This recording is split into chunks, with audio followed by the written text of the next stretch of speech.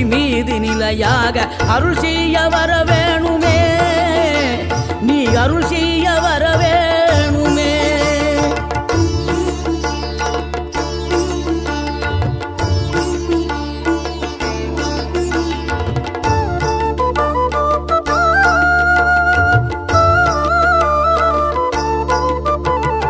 இகழ்தலையும் புகழ்தலையும் ஒரு முகமாய் கருதும்படி செவி உரைத்த முத்து குமரன், நீ வறுமையையும் வளமையையும் சமநிலையை உணரும்படி மதி கொடுத்த செல்வ குமரன். தடை 100 வந்தாலும் செயல் வெற்றி ஆக்கி தரும் தாராள குணம் கொண்டவன், நீ வலை வீசும் அறிவுக்கு தொலைவானவானாகி மாற